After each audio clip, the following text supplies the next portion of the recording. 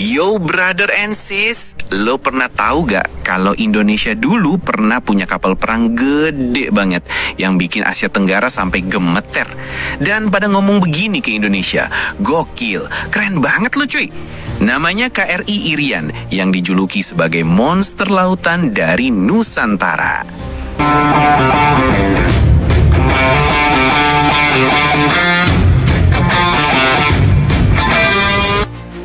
Balik ke tahun 1962, Presiden Soekarno lagi panas-panasnya mau rebut Irian Barat dari Belanda.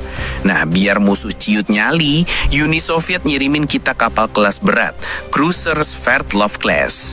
Gak main-main, ukurannya segede gaban, panjang 210 meter, bobot hampir 16.000 ton, lengkap dengan armor baja super tebal. Senjatanya gila banget bro. Ada 12 meriam utama kaliber 152 mm yang bisa ujanin peluru sampai 30 km jauhnya.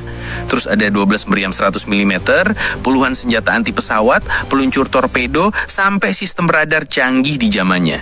Intinya ini kapal bukan cuma gede, tapi juga nyeremin buat ukuran 60-an. Sepak terjangnya, KRI Irian langsung jadi ikon kekuatan Indonesia pas operasi Trikora. Trikora adalah seruan nasional buat merebut Irian Barat, sekarang Papua, yang waktu itu masih dikuasai Belanda, padahal seharusnya ikut masuk NKRI sejak 1945. Nah, setelah Trikora diumumin, Indonesia langsung ngerahin kekuatan militer besar-besaran, mulai dari TNI AD, AU, sampai AL. Disinilah KRI Irian masuk sebagai andalan armada laut buat operasi besar-besaran ngusir Belanda. Tugasnya jelas, jadi kapal komando, siap hantam Belanda kalau nekat perang soal Papua. Walau akhirnya gak sempat nembak musuh karena konflik kelar lewat diplomasi, kehadiran Irian bikin Belanda dan dunia barat mikir dua kali. Bisa dibilang kapal ini menang di level psikologis bro. Show of force yang sukses bikin lawan ciut duluan. Tapi ya seiring waktu masalah muncul. Pertama, biaya operasionalnya bikin kantong jebol. Kapal segede itu butuh ribuan kru, bahan bakar segunung, dan perawatan ribet. Kedua, suku cadangnya cuma ada di Soviet. Sementara hubungan politik Indonesia sama Rusia merenggang abis 1965. Alhasil, banyak sistem di kapal gak bisa diperbaiki. Ketiga, dunia militer udah berubah. Era kapal gede penuh meriam pelan-pelan ditinggalin, diganti sama kapal lebih kecil tapi punya radar sensor lebih canggih dan rudal jarak jauh. Akhirnya apa? KRI Irian lebih sering parkir di pelabuhan daripada berlayar. Dari monster laut berubah jadi kayak pajangan mewah yang gak bisa dimaksimalin. Di awal 70-an kapal ini dipensiunkan, terus dipretelin dan akhirnya dijual jadi besi tua. Sedih sih, kapal sebesar ini gak pernah benar-benar berperang. Tapi walaupun karirnya singkat, KRI Irian tetap jadi simbol era emas TNI AL.